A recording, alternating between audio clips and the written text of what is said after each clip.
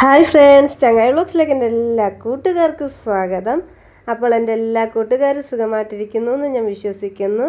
അപ്പോൾ ഞാൻ ഇന്ന് വന്നിട്ടുള്ളത് നിങ്ങളാരും ഇന്നേ വരെ തയ്യാറാക്കി നോക്കിയിട്ടില്ലാത്ത രീതിയിലുള്ളൊരു അടിപൊളി സ്നാക്ക് റെസിപ്പിയുമായിട്ടാണ് കേട്ടോ.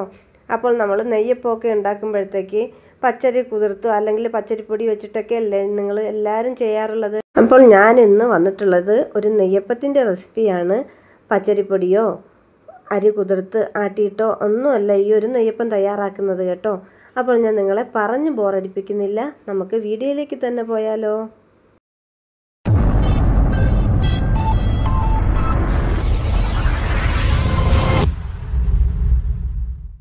അപ്പോൾ നമ്മുടെ ഈ ഒരു സ്പെഷ്യൽ നെയ്യപ്പത്തിന് വേണ്ടിയിട്ട് ഞാൻ ആദ്യം തന്നെ ശർക്കരയാണ് ഒന്ന് ഉരുക്കാനായിട്ട് വെച്ച് കൊടുക്കുന്നത് കേട്ടോ. അപ്പോൾ അതിലേക്ക് ഞാൻ 1 ഗ്ലാസ് വെള്ളത്തോളം ഒഴിച്ചു കൊടുത്തിട്ടുണ്ട്. അപ്പോൾ മധുരത്തിന് ആവശ്യമായിട്ടുള്ള ശർക്കര നിങ്ങൾ എടുക്കുന്ന മാവ് എത്രയാണോ അത്രയ്ക്ക് വേണ്ടിയിട്ട് നിങ്ങൾ ശർക്കരയും എടുക്കേണ്ടതാണ് കേട്ടോ. അപ്പോൾ ഞാൻ ഇവിടെ ഒരു 300 ഗ്രാം അടുപ്പിച്ചിട്ടുള്ള ശർക്കരയാണ് എടുത്തത്. അത് ഞാനൊന്ന് അടുപ്പിലേക്ക് വെച്ച് കൊടുത്തിട്ടുണ്ട്. ഇത് നല്ലതുപോലെ ഒന്ന് ഉരുക്കിയിട്ടെടുക്കണം. ശർക്കര ഒന്ന് റെഡിയാവുന്ന നേരത്ത് നമുക്ക് ഒരു ഇരുമ്പുചട്ടി അടുപ്പിലേക്ക് വെച്ച് കൊടുക്കാം. അല്ലെങ്കിൽ ഇതുപോലെ ഒരു അപ്പച്ചട്ടി അടുപ്പിലേക്ക് വെച്ച് കൊടുത്തിട്ട് കുറച്ച് നെയ്യ് അതിലേക്ക് ചേർത്ത് കൊടുത്തിട്ടുണ്ട്. പിന്നെ ഞാനിവിടെ കുറച്ച് തേങ്ങ ചെറിയ ചെറിയ പീസായിട്ടൊന്ന് കട്ട് ചെയ്ത് വെച്ചിട്ടുണ്ടായിരുന്നു കേട്ടോ. അതും കൂടി നല്ലതുപോലെ ഇതിനൊന്ന് വറുത്തിട്ടെടുക്കാം. അപ്പോൾ നമ്മൾ തേങ്ങ മൂപ്പിക്കാനായിട്ട് നെയ്യാണ് എടുത്തിട്ടുള്ളത്. നിങ്ങൾക്ക് വേണമെങ്കിൽ വെളിച്ചെണ്ണയിലും ചെയ്തെടുക്കാം കേട്ടോ. അപ്പോൾ നെയ്യിൽ മൂപ്പിക്കുമ്പോഴാണ് അതിൻ്റെ ടേസ്റ്റ് വരുന്നത്. അപ്പോൾ നമ്മുടെ ശർക്കര പാനിയൊക്കെ ഒന്ന് റെഡിയായി കിട്ടിയിട്ടുണ്ട്. ഇനി ഞാൻ ഇതിലേക്ക് ആവശ്യത്തിന് എടുക്കുന്നത് റവയും മൈദപ്പൊടിയാണ് കേട്ടോ. അപ്പോൾ 1 കപ്പ് അളവിൽ റവയും എടുത്തിട്ടുണ്ട്, 1 കപ്പ് അളവിൽ മൈദയും കൂടിയാണ് എടുത്തിട്ടുള്ളത്. പിന്നെ ഇതിലേക്ക് ആവശ്യത്തിനുള്ള ഉപ്പ് കൂടി ചേർത്ത് കൊടുത്തിട്ട് നല്ലതുപോലെ ഇതിനെ ഒന്ന് മിക്സ് ചെയ്തെടുക്കണം. ഇതിൽ ഞാൻ സോഡാപ്പൊടിയോ ഒന്നും ചേർത്ത് കൊടുക്കുന്നില്ല കേട്ടോ. ഇത് ഇൻസ്റ്റൻ്റായിട്ട് നമ്മൾ ഉണ്ടാക്കിയെടുക്കുന്നൊരു നെയ്യപ്പത്തിൻ്റെ റെസിപ്പിയാണ്. അരി കുതിർക്കുകയും വേണ്ട, അല്ലെങ്കിൽ പച്ചരിപ്പൊടിയും ഒന്നും വേണ്ട കേട്ടോ. നമുക്ക് ഇതേപോലെ റവയും അതുപോലെ തന്നെ മൈദപ്പൊടിയും കയ്യിലുണ്ടെങ്കിൽ എളുപ്പത്തിൽ റെസ്റ്റ് ചെയ്യുക ഒന്നും വേണ്ട, എളുപ്പത്തിൽ തന്നെ ഒരു നെയ്യപ്പം തയ്യാറാക്കിയെടുക്കാം. അപ്പോൾ ഈ ഒരു നെയ്യപ്പത്തിൻ്റെ ഇതെന്ന് വെച്ചിട്ടുണ്ടെങ്കിൽ അകത്ത് നല്ല സോഫ്റ്റ് ആയിരിക്കും, പുറം ഭാഗം കുറച്ച് ക്രിസ്പി ആയിട്ട് നമ്മൾ സാധാരണ നെയ്യപ്പം എങ്ങനെയാണ് ഇരിക്കുന്നത് അതേപോലെ തന്നെ നമുക്ക് നെയ്യപ്പം ഉണ്ടാക്കിയെടുക്കാൻ കഴിയുന്നതാണ്. അപ്പോൾ മാവൊക്കെ ഞാനൊന്ന് മിക്സ് ചെയ്തതിന് ശേഷം നമ്മുടെ ശർക്കരപ്പാനി ഇതിലേക്ക് ഒഴിച്ചു കൊടുക്കുന്നുണ്ട് കേട്ടോ. അപ്പോൾ ശർക്കരപ്പാനി ഞാൻ കുറേശ്ശെ ആയിട്ടാണ് ഒഴിച്ചു കൊടുക്കുന്നത്. കാര്യം എന്ന് വെച്ചിട്ടുണ്ടെങ്കിൽ നമ്മൾക്ക് ഈ ഒരു മാവ് കൂട്ടിൽ വെള്ളം കൂടിപ്പോകാൻ പാടില്ലല്ലോ. അപ്പോൾ നോക്കിയിട്ട് ചേർത്ത് കൊടുക്കണം. അപ്പോൾ നിങ്ങൾ ശർക്കരപ്പാനി കുറച്ചാണ് ഉണ്ടാക്കിയിട്ടുള്ളെങ്കിൽ കുറച്ച് ചൂടുവെള്ളം കൂടി എടുത്ത് വെക്കേണ്ടതായിട്ടുണ്ട്. അപ്പോൾ നല്ല ചൂടോടുകൂടി തന്നെയാണ് നമ്മൾ ഈ ഒരു മാവിൽ ശർക്കരപ്പാനി ആയാലും ചൂടുവെള്ളമാണെങ്കിലും ചേർത്ത് കൊടുക്കേണ്ടത്. ഇല്ലയെന്നുണ്ടെങ്കിൽ നമ്മുടെ മാവിന് പരുവം കിട്ടത്തില്ല കേട്ടോ. നല്ല തിളച്ചിരിക്കുന്ന ശർക്കരപ്പാനിയാണ് ഞാനിപ്പോൾ ഇതിലേക്ക് ഒഴിച്ചു കൊടുക്കുന്നത്. അപ്പോഴും ഞാൻ 3 പ്രാവശ്യമായിട്ടാണ് ഇതിലേക്ക് ശർക്കരപ്പാനി ചേർത്ത് കൊടുത്തിട്ടുള്ളത്. അപ്പോൾ മാവിൻ്റെയൊക്കെ പരുവം എന്ന് പറയുന്നത് നമ്മൾ സാധാരണ നെയ്യപ്പമൊക്കെ ചുടുന്ന ആ ഒരു പരുവം തന്നെയാണ്. അധികം കട്ടിയായിട്ടും അല്ലാതെ ലൂസായിട്ടും ഇരിക്കാൻ പാടില്ല കേട്ടോ. അപ്പോൾ ഞാൻ എടുത്ത ആ ഒരു ശർക്കരപ്പാനിയും വെള്ളമൊക്കെ കറക്റ്റായിരുന്നു. അപ്പോൾ ഞാൻ മൊത്തത്തിൽ ആ ഒരു ശർക്കരപ്പാനി ഒന്ന് അരിച്ചെടുത്തിട്ടുണ്ട്. ഞാനിവിടെ നല്ല കറുത്ത ശർക്കരയാണ് എടുത്തിരിക്കുന്നത്. അല്ലാതെ നിങ്ങളുടെ കയ്യിൽ സാധാരണ ഉള്ള ശർക്കരയുണ്ടല്ലോ, അതേപോലത്തെ കളർ കുറഞ്ഞിട്ടുള്ള ശർക്കരയാണെങ്കിൽ ഒരു കുഴപ്പമില്ല. പക്ഷേ നമ്മുടെ നെയ്യപ്പത്തിനൊക്കെ കറുത്ത ശർക്കര ആയിരിക്കും കൂടുതലായിട്ട് നല്ലത്.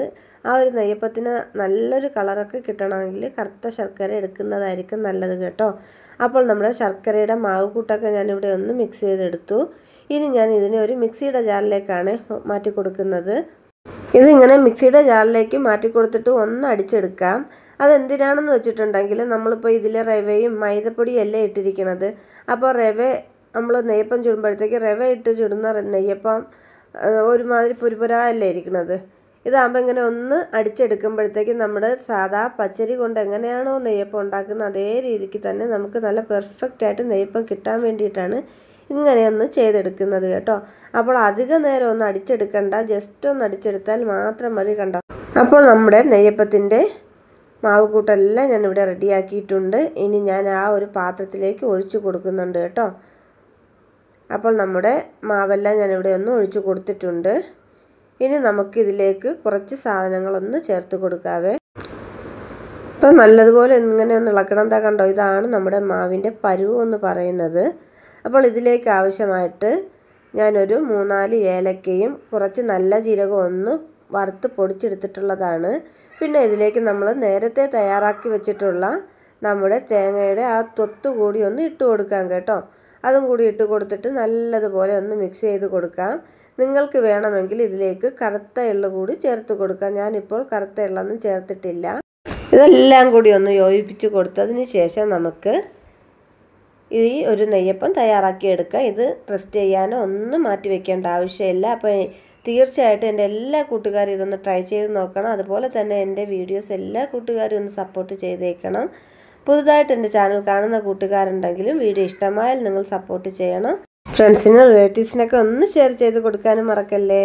അപ്പോൾ നമ്മുടെ നെയ്യപ്പത്തിന് വേണ്ടിയിട്ടുള്ള ഒരു ഇരുമ്പ് ചട്ടിയൊക്കെ ഒന്ന് ഞാൻ ചൂടാക്കിയിട്ടുണ്ടായിരുന്നു. അതിലേക്ക് ഞാൻ ആവശ്യത്തിന് വെളിച്ചെണ്ണയാണ് ഒഴിച്ചു കൊടുക്കുന്നത്. നിങ്ങൾക്ക് വേണമെങ്കിൽ പാം ഓയിലോ സൺഫ്ലവർ ഓയിലോ ഏതെങ്കിലും ഓയിലിലും ചെയ്തെടുക്കാവുന്നതാണ് കേട്ടോ. അപ്പോൾ വെളിച്ചെണ്ണയിൽ ഇത് തയ്യാറാക്കി എടുക്കുമ്പോഴാണ് കൂടുതലായിട്ട് നമുക്ക് ടേസ്റ്റ് കിട്ടുന്നത്.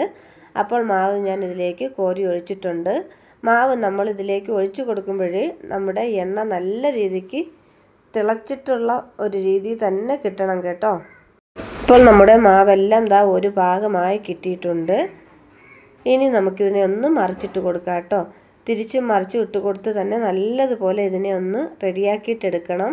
നമ്മൾ മാവ് ഒഴിക്കുന്ന സമയത്ത് എണ്ണയ്ക്ക് നല്ല ചൂടായിരിക്കണം. അതിനുശേഷം ലോ ഫ്ലെയിമിൽ ഇട്ടിട്ട് വേണം നമ്മൾ ഈ ഒരു നെയ്യപ്പം തയ്യാറാക്കിയിട്ടെടുക്കാൻ.